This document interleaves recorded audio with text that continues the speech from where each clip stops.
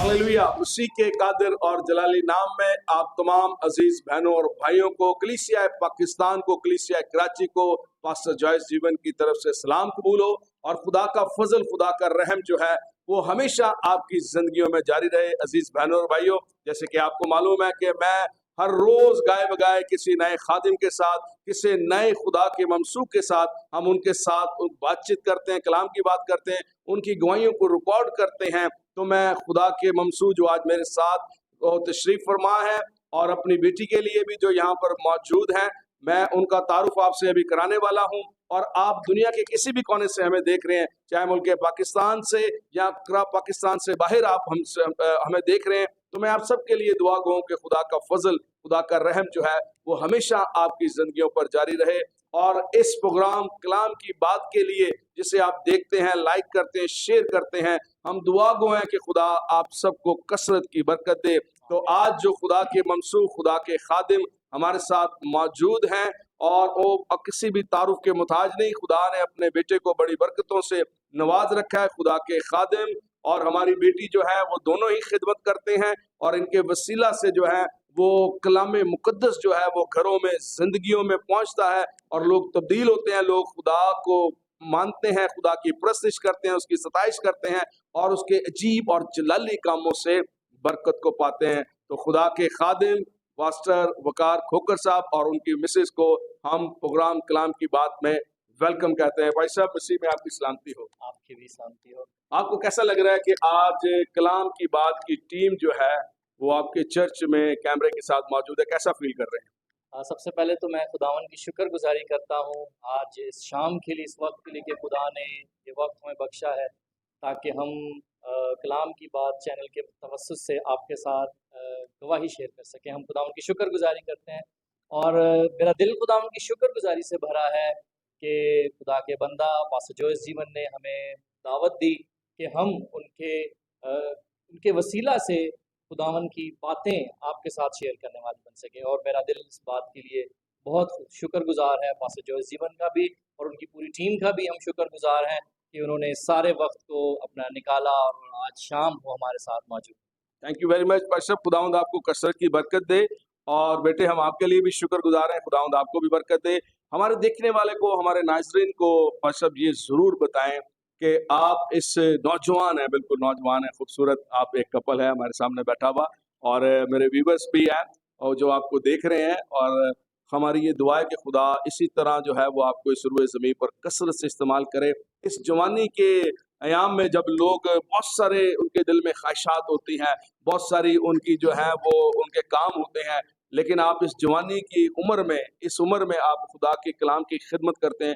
कोई ख़ास कॉलिंग आपके लिए थी खुदा की, या कोई ख़ास प्लान था? आप डॉक्टर नहीं बने, आप इंजीनियर नहीं बने, या आपकी कोई ख्वाहिश ऐसी नहीं थी कि मैं बहुत सारा रुपया पैसा कमा लूँ, तो आपने मुनादी करना, मसीह की बात करना क्यों ही पसंद किया? हमारे देखने वालों को ज़रूर बताइएगा। सबसे पहले भाई साहब मैं आपको ये बता देना चाहता हूँ, अपनी ऑडियंस को भी बताना चाहता हूँ कि आपने जैसे कि बात कही है कि आपने इंजीनियर बनना पसंद नहीं किया, आप प्रोफेशनल फील्ड में नहीं गए। मैं खुदा उनकी शुक्रगुजारी करता हूँ कि खुदा ने सबसे पहले मुझे चुना ताकि मैं एक अच्छी एजुकेशन हासिल कर सकूँ। और जब मैं प्रोफेशनल फील्ड में था और प्रोफेशनल एजुकेशनल एडमिशन में लेने में था और मैं यूनिवर्सिटी में था और इंजीनियरिंग में खुदावन ने मुझे एडमिशन दिलवाया। और जब मैं यूनिवर्सिटी के गेट से इंटर हुआ और जब मैं अपना नाम मैंने देखा और जब मैं लिस्ट लगी और अपना नाम देखा कि जी मैंने क्वालिफाई कर लिया है एडमिशन में, और जब मैं बाहर आया और on the spot parking allot में, मुझे आज भी बहुत अच्छे से याद है, 2007 की बात है भाई साहब, कि खुदा ने वहाँ पार्किंग में मुझसे कलाम किया और मुझे बाकायदा खुदा की आवाज़ आई, खुदा की रूह की आवाज़ आई। हालेलुया। खुदा ने मुझे ये कहा कि तू आज बहुत एक्साइटेड है कि तेरा जो है एक बड़ी यूनिवर्सिटी के अंदर एडमिशन हुआ है और तुझे स्कॉलरशिप भी मिली है। ये एक बड़ी अच्छी बात है, लेकिन ये मेरा मंसूबा है कि तू इस यूनिवर्सिटी में पढ़े और तू एक अच्छी एजुकेशन हासिल करे, लेकिन जब तू ग्रेजुएट होगा, जब तू पास आउट होगा, तो तूने मेरी खिदमत करनी है। हालेलुया। और मैं ये बात जब मैंने सुनी तो थोड़ी देर के लिए इंसान होते हुए मैं थोड़ा सा घबराया, थोड़ा सा मायूस भी हुआ, और मेरे दिल में ये बात चल रही थी कि खुदावन, अगर 50% डिस्काउंट भी मुझे मिला है, स्कॉलरशिप मिली है, तो खुदा फिर भी एक प्राइवेट यूनिवर्सिटी है और यहाँ पर इतनी अमाउंट मेरे पेरेंट्स भरेंगे, तो मैं किस तरह से इन सारी चीज़ों को कर सकूँगा। लेकिन खुदा खामोश रहा, खुदा ने कोई बात नहीं की, और मैं इस बात के जवाब में काफ़ी 4 साल अपने वहाँ गुजार दिए। लेकिन जब मैं ग्रेजुएट हुआ और खुदा ने जब मुझे प्रोफेशनल फील्ड में जब मैंने काम किया, और फिर बाद में मुझे जब रियलाइज़ हुआ, और खुदा ने ना सिर्फ प्रोफेशनल फील्ड में मुझे उस तरह से बरकत नहीं बख्शी, बल्कि जब मैंने लोगों को ये बताया, जब मैं खिदमत करने लगा और जब मैं चर्च के साथ मुंसलिक रहा, खुदा मुझे चर्च में रहते हुए बरोमंद करने लगा। हालेलुया।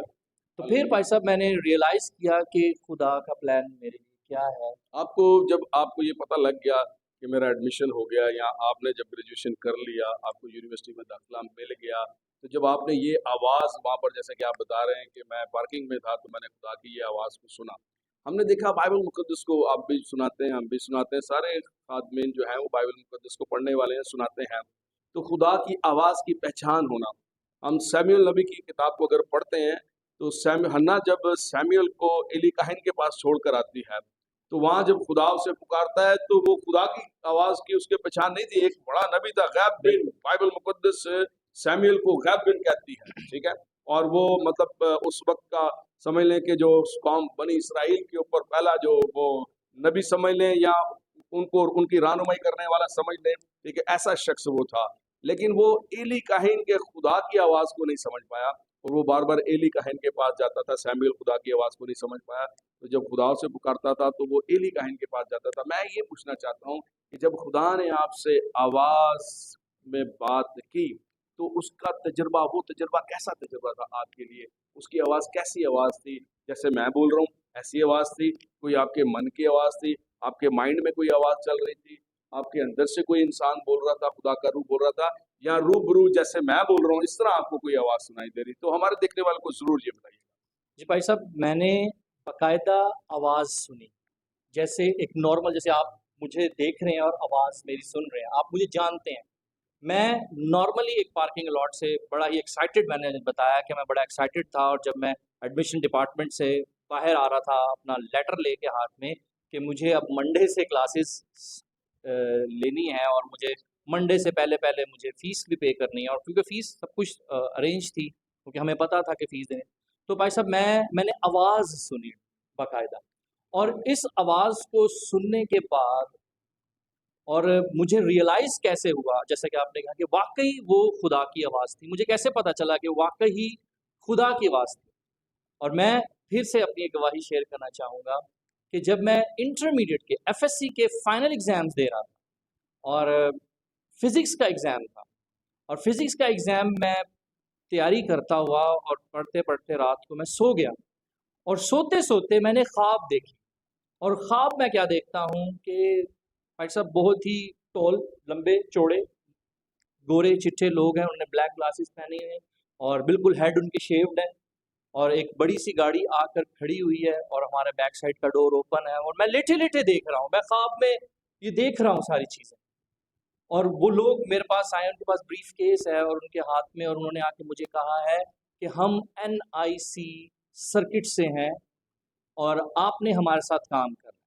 और मैं ख्वाब में ही बुड़बुड़ा रहा हूँ, सोते हुए मेरी अम्मी मेरे पास लेटी हुई हैं, और मैं उनको कह रहा हूँ, अम्मी ये देखो, ये कोई एनआईसी सर्किट्स वाले लोग आए और मुझे बुला रहे हैं। और भाई साहब मेरी अम्मी परेशान हो गई, और मेरी अम्मी परेशान हो गई, और उस वक्त मैं चर्च ऑफ लिविंग गॉड के साथ खिदमत करता था, तो वो इतनी परेशान हो गई कि उन्होंने हमारे पास्टर से बात की, और उस वक्त पास्टर यूसीएस और पास्टर फ्रेडरिक थे, उनसे बात की। तो पता नहीं मेरे मुंडे नूं की हो गया है, पढ़ पढ़ के ਇਹਦਾ दिमाग खराब हो गया है कि बुड़बुड़ांदा है। तो पास्टर्स ने मुझे कहा कि उन्होंने अलग मुझसे बात की, वो भी मुझसे बात करने लगे, वो भी थोड़े से परेशान हुए कि हमारा एक्टिव मेंबर है और ये ऐसी बातें कर रहा है। तो उस वक्त मुझे रियलाइज़ नहीं हुआ। मुझे कब पता चला भाई साहब, जब मैंने मंडे को, यूनिवर्सिटी का हमारा पहला दिन था, और ट्यूसडे को हमें मंडे को टाइम टेबल मिला कि ट्यूसडे को आपकी लैब है। और कंप्यूटर लैब थी, और जब मैं कंप्यूटर लैब में हम बैठे थे तो वहाँ पर जब मेरे पास एक पेपर आया जो हमारी लैब इंट्रोडक्टरी पेपर कह लें, उसके ऊपर बड़ा बड़ा लिखा हुआ था NIC circuit. NIC means national integrated circuit. तो वहां से फिर मैंने, और वो आवाज़ और ये ख्वाब जो मुझे आज से 6 महीने पहले ख्वाब आई थी, और मैं शौक था और मैं बहुत हैरान था क्योंकि 40-45 स्टूडेंट्स थे और उसमें अकेला एक क्रिश्चियन लड़का था। और मैं उस चीज़ को देखकर उस अपने टीचर की तो जो इंट्रोडक्शन हमें दे रहा था वो तो मुझे याद ही नहीं, लेकिन ये पूरा वो 45 मिनट्स मैं खुदा की बात पे और उस पेपर को हाथ में पकड़ के उस ख्वाब को देखता रहा, और वो भी मैं कुछ 45 मिनट सोचता रहा कि खुदा का मेरे लिए मंसूबा क्या है, और ये according to the plan of God था, और खुदा ने मुझे वैसा इस तरह से फिर हालेलुया, हालेलुया। खुदा अपने लोगों को जो है वो पैदाइशी से चुन लेता है, माँ के पेट से ही वो नज़ीर अपने लिए जो है वो मखसूस कर लेता है। तो हम खुदा की खादमा से, बहन से, बेटी से भी जो है वो बात करेंगे। तो बेटे, हमारे देखने वालों को ज़रूर ये बताइएगा कि ये जो रिश्ता है अज़दवाजी रिश्ता, मैं अक्सर जब मैं कहीं मैसेज देता हूँ तो मैं अपने देखने वालों को ये ज़रूर बताता हूँ कि अज़दवाजी रिश्ता समझ लें कि ये बाइक के 2 टायर हैं, कि अगर एक पंचर हो जाए तो पीछे वाला ठीक होता है, वो भी पंचर हो जाता है, ठीक है। अगर आगे वाला ठीक होगा तो वो चलेगा, अगर पीछे वाला पंचर हो जाए तो आगे वाला नहीं चल सकता। तो इन दोनों को ठीक होना बहुत लाज़िम है अज़दवाजी ज़िंदगी के अंदर। आप मुझे ये बताएं, एक माँ होते हुए, एक बीवी होते हुए, एक खातून होते हुए, कि ये क्वेश्चन बड़ा अजीब सा है कि ये शौहर अच्छे हैं या खादिम अच्छे हैं? खुदावंद यीशु मसीह के नाम में आप सबको सलाम। भाई ने बहुत सारे सवाल एक साथ पूछे हैं और एक साथ सारे सवालों का जवाब देना थोड़ा-सा मुश्किल है, बट मैं पूरी कोशिश करूँगी कि खुदावंद के खादम की सारी बातों का जवाब दे सकूँ, ताकि जो हमारे देखने वाले हैं वो हमारी बातों को, हमारी प्रैक्टिकल लाइफ को देख के भी खुदावंद के कलाम को जो अमली तौर पे हम अपनी ज़िंदगियों में अमल करते हैं, उनसे फ़ायदा हासिल कर सकें। सबसे पहले तो मैं बताते चलूँ कि खुदावंद का प्लान हमारी ज़िंदगी में होना बहुत ज़रूरी है अज़दवाजी सफ़र के लिए। ऐसा ही है पादरी साहब। और जब तक, क्योंकि कलाम में भी लिखा है कि ना हमवार जुए में ना जुतो। हमारे पेरेंट्स सम टाइम ये सोचते हैं कि हम उसको बच्चों की मर्ज़ी से कर दें, सम टाइम हम बच्चे सोचते हैं कि नहीं, हमें अपनी मर्ज़ी से शादी करनी चाहिए। मेरी ज़िंदगी में सबसे पहला जो मकसद था, हमेशा से ही यही प्लान था कि मैं जब भी शादी करूँगी अपने पेरेंट्स की मर्ज़ी से करूँगी। और खुदावंद के फ़ज़ल से मैं समझती हूँ कि जब हम खुदावंद के जो खुदा ने हमें पेरेंट्स दिए हैं, जो हमारी पालना करते हैं, हमारी परवरिश करते हैं, हमारी छोटी सी छोटी चीज़ का भी ख़्याल रखते हैं, तो मैं ये समझती हूँ कि इंसान होते हुए चूँकि हम एक्सपीरियंस में भी कम होते हैं, उम्र में भी कम होते हैं, तो हमारे पेरेंट्स हमसे ज़्यादा बेहतर समझते हैं कि हमारे लिए क्या बेहतर है और क्या बेहतर नहीं है। तो मैंने इसलिए ये फ़ैसला, शादी का फ़ैसला अपने पेरेंट्स पे छोड़ा, और मैं खुदावंद की शुक्रगुज़ार हूँ। आज हमारी दिसंबर में हमारी शादी को जो है वो तकरीबन पूरे 10 साल हो जाएँगे, और as a pastor, as a husband, ये ब्लेसिंग, ये बहुत बड़ी ब्लेसिंग है कि अगर आप शादीशुदा हैं और आपके हस्बैंड जो है वो खिदमत में हो, ये एक बहुत बड़ी ब्लेसिंग है। एक औरत के लिए स्पेशली ये बहुत बड़ी ब्लेसिंग है, क्योंकि आगे जो उसकी नस्लें हैं वो भी उसी खिदमत को कंटिन्यू करती हैं, उसी खिदमत से आगे बढ़ती हैं। और स्पेशली जो बेटे और बेटियां हैं खुदावंद में, जब खुदावंद आपको फ़र्जंदे नरीना और औलाद से भरपूर करता है, तो फिर वो भी आगे चल के इस बरकत को हासिल करता है।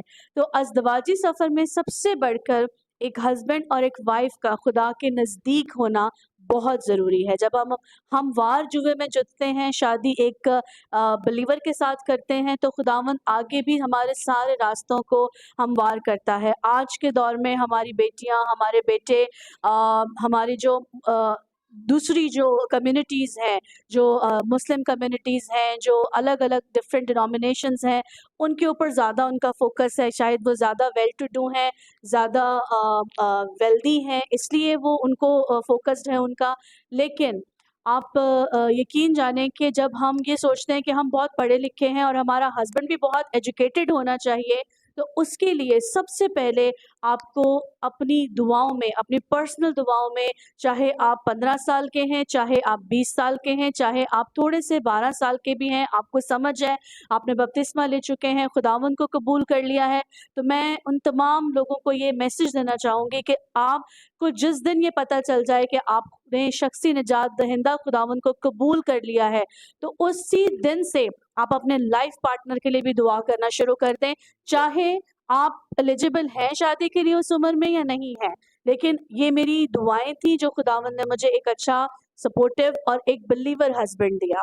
और इसके साथ साथ बच्चे जब आते हैं आपकी ज़िंदगी में तो आपकी लाइफ टोटली चेंज हो जाती है। ऐसा ही है, बिल्कुल, बिल्कुल, उनकी बिल्कुल। स्टडीज़, उनके परवरिश करना, उनकी सारी चीज़ों को देखना, फिर वहाँ अपनी लाइफ को बैलेंस करना। तो खुदावंद की अगर बरकतें आपके साथ हैं, खुदावंद का फ़ज़ल आपके साथ है, आप दुआ करते हैं हस्बैंड वाइफ दोनों झुक के अपने बच्चों के लिए, अपने पेरेंट्स के लिए, जॉइंट फैमिली के लिए, अपनी कलीसिया के लिए, अपने, तो ये एक फ्रूटफुल लाइफ हमें फिर नज़र आती है। लेकिन दुआ के बगैर, कलाम की स्टडीज़ के बगैर हम इतना फ्रूटफुल नहीं हो सकते। हम दोनों हस्बैंड वाइफ हफ्ते में एक बार ज़रूर तकरीबन जिस दिन हमारा कोई ऑफ डे होता है उस दिन हम इस बात को प्लान करते हैं कि हम जब बच्चे सो जाते हैं हम अपना एक क्वालिटी वक्त जो है खुदावंद के साथ गुजारते हैं। हम अपना क्वालिटी वक्त अपने हालेलुया। बच्चों के साथ, अपने पेरेंट्स के साथ, अपने रिलेटिव्स के साथ ज़रूर गुजारते हैं। और उस जगह हम खुदावंद की हज़ूरी में वैसे तो दोनों हस्बैंड वाइफ हर रोज़ बैठ के दुआ करते हैं, लेकिन वो जो एक ख़ास वक्त होता है उसमें हम बैठ के अपने पॉइंट्स पे डिस्कस कर रहे होते हैं, अपनी बातों पे डिस्कस कर रहे होते हैं कि हम किस हद तक खुदावंद के हज़ूर में पहुँचे हैं, हमें जिस लेवल पे जाना चाहिए था हम वहाँ हैं या नहीं हैं, इस हफ्ते हमने क्या-क्या मिस्टेक्स की, क्या-क्या अच्छी चीज़ें की। तो ये जो आपस की जो इनकरेजमेंट होती है, आपस में एक दूसरे को मोटिवेशन करना भी होता है, आपस में आप ये कह सकते हैं कि हस्बैंड वाइफ एक दूसरे के बहुत अच्छे फ्रेंड्स भी होते हैं, हम एक दूसरे को जो है वो उनकी कंसोलिंग भी कर सकते हैं हर चीज़ में। जब हम कहीं नीचे रह जाएँ तो हमारा जो पार्टनर है वो हमें अप कर सकता है, अगर हम वो अप नीचे हो जाए तो हम उसको अप कर सकते हैं। तो इस तरह से ये दोनों जो हस्बैंड वाइफ की जो गाड़ी है इसी तरह से चलती है। और शुक्रगुज़ार हैं खुदावंद के कि खुदावंद बहुत बरकत देते हैं हर इस चीज़ में। खूबसूरत जोड़े के लिए मैं भी दुआ गो कि खुदा इन्हें कसरत की बरकत दे और खुदा इन्हें खूब इस्तेमाल करता है। ज़रूर अपने बच्चों के बारे में बताएं, अपने बच्चों के बारे में बताएं। मेरे जो है मैं बताती चलूँ अपनी फैमिली के बारे में कि पास्टर साहब जो हैं वो पेशे के लिहाज से प्रोफेशनली जो हैं वो इंजीनियर हैं, टेली कम्युनिकेशन में इंजीनियर है। लेकिन वो जैसे उन्होंने अपनी गवाही शेयर की कि खुदावंद ने मुझे चुना और मेरी इंजीनियरिंग भी मुझे करवाई और उसके बाद खुदावंद ने फिर खिदमत का काम मुझसे शुरू किया। तो शुक्रगुज़ारी है खुदावंद की कि खुदावंद ने शादी के बाद हमें 2 बेटे और 1 बेटी दी है और खुदावंद के फ़ज़ल से वो तीनों ही मोस्ट इंटेलिजेंट मुझे तो लगता है कि बच्चे ऑफ द वर्ल्ड है। बहुत ज़्यादा खुदावंद हर चीज़ में उनको आगे रखते हैं। जहाँ इवन कि मुस्लिम स्कूल में पढ़ते हैं, लेकिन मुस्लिम स्कूल में रिसेंटली मेरी जो प्रिंसिपल हैं उन्होंने मुझे बुलाया, ये भी एक छोटी-सी गवाही मैं अपने बच्चे के हवाले से शेयर करना चाहूँगी कि उन्होंने कहा कि आपका बेटा बहुत इंटेलिजेंट है, उसकी टीचर हर वक़्त उसका प्रेज़ करती है मोनिका, तो मैं चाहती हूँ कि आपका बेटा इंस्टेड ऑफ प्रेप्स में जाए, अभी वो नर्सरी में है, तो वो कहती है मुझे प्रिंसिपल कि वो इंस्टेड ऑफ कि वो प्रेप्स में जाए, मैं उसको ग्रेड 1 में प्रमोट करना चाहती हूँ। तो ये हमारे लिए एक बहुत ही बड़ी बात बड़ी थी बात। कि खुदावंद हमारे लिए रास्ते खोलते हैं, बच्चों को प्रमोट करते हैं, बेटी भी। और सबसे बड़ी बात है कि वो तीनों खुदावंद को समझते हैं। हालेलुया। सबसे बड़ी जो बात है मेरे नज़दीक, दुनियावी एजुकेशन में खुदावंद हमें प्रमोट करते हैं, वो समटाइम हमें इनहेरिटेड होती हैं बहुत सारी चीज़ें, लेकिन बच्चों का खुदा को जानना बहुत ज़्यादा ज़रूरी है। मेरा आमीन, बड़ा आमीन। बेटा 8 साल का है, उससे छोटा 5 साल का है और बेटी जो है वो अभी 3.5 साल की है, 4 साल की इनफैक्ट हो गई है। तो लेकिन वो जानते हैं कि बाबा को अगर फ़ीवर हुआ है, तो मम्मा आएँ हम प्रे करते हैं, बाबा को जीसस नेम में प्रे करेंगे तो बाबा ठीक हो हालेलुया, जाएँगे। उन्हें हालेलुया। पता है और ये चीज़ एनकरेजमेंट के लिए हमें भी एनकरेज करती है कि खुदावंद का शुक्र हो कि खुदावंद हमारे वसीला से हमारे बच्चों को भी जो है ना बरकत दे रहे आमीन, हैं। आमीन, आमीन। अज़ीज़ों, बहुत ही खूबसूरत गुफ्तगू हो रही है और आप इन गवाहियों को सुन रहे हैं और यकीनन मेरा ये ईमान है कि इन बातों के वसीला से आप बरकत पा रहे होंगे। कलाम में लिखा है, बच्चों को मेरे पास आने दो क्योंकि आसमान की बादशाही ऐसों ही की है। अगर माँ बाप पेरेंट्स जो हैं वो खुदा को जानने वाले होंगे, खुदा को पहचानने वाले होंगे, उसकी इबादत करने वाले होंगे, तो बच्चे जो है वो ऑटोमेटिकली जो है वो खुदा की कुर्बत में रहेंगे। पास्टर साहब, मेरा आपसे सवाल है कि आज इस दौर के अंदर जबकि गिरजाघर भी बहुत हैं, ठीक है, और बहुत सारे लोग खुदा की हुजूरी में आते हैं और उसकी इबादत और उसकी परस्तिश भी करते हैं, और आज कायनात के नीचे हर इंसान जो है वो बुरुमंद होना चाहता है, इंक्रीज होना चाहता है, बढ़ना चाहता है, तरक्की करना चाहता है। तो ये राज क्या है? जैसे कि खुदा ने इब्राहिम को कहा था कि मैं तुझे बढ़ाते बढ़ाते आसमान के तारों और समंदर के जरों की मानद कर दूंगा। तो ये कौन सा राज है जो इंसान को इंक्रीज करता है? जरूर हमारे देखने वाले भाई साहब, राज तो इसमें एक ही राज है, वो ये है कि आपने जैसे कि इब्राहिम से बात की, इब्राहिम के बारे में बात की, और मैं भी इब्राहिम की ही बात करूंगा। और मैं ये बात बताना चाहूँगा आप सबको कि इब्राहिम ने स्टेप लिया था, इब्राहिम ने खुदा की बात को माना। राज सिर्फ यही है, क्योंकि खुदा के कलाम में लिखा है, पैदाइश किताब में वहाँ लिखा है कि खुदा ने उससे कहा, क्योंकि तूने मेरी बात मानी, हालेलुया, हालेलुया, क्योंकि तूने मेरी बात मानी है और अब मैं तेरे लिए ये काम करूंगा। आमीन। तो फिर उसने खुदा ने उससे कहा था कि मैं तुझे बढ़ाऊंगा और बरकत दूंगा। तो भाई साहब, इसमें इब्राहिम की अगर पूरी लाइफ में हम देखते हैं, खुदा के कलाम में अगर डिफरेंट खादमीन जितने भी गुजरे हैं उनके बारे में हम देखते हैं, तो देयर इज़ नो शॉर्टकट। ठीक है जी, शॉर्टकट नहीं है। अगर आप बरकत पाना चाहते हैं, बरोमंद होना चाहते हैं, फेमस होना चाहते हैं और हर लिहाज से बायस बरकत होना चाहते हैं, तो कोई शॉर्टकट नहीं है। अगर आप खुदा के लोग हैं, अगर आप ईमानदार लोग हैं, तो ईमानदार के लिए शॉर्टकट नहीं, रास्ता आसान नहीं है, रास्ता मुश्किल है, मुश्किल है, कठिन रहा है। कठिन राह है। अगर जब हम उस राह को पार कर लेते हैं और जब हम उस रास्ते को अपने खुदावन में रहकर गुजरते हैं, तो ऑटोमेटिकली वो मुश्किल रास्ता भी आसान हो जाता है। हालेलुया। राह कठिन थी कलवरी पर वो जा रहा था, राह कठिन थी कलवरी पर वो जा रहा था, बहा के खून वो गुनाहों को मिटा रहा था। आमीन। हम सफर नहीं कोई राह में उसका जीवन, वो राहें सबकी सीधी किए जा रहा था।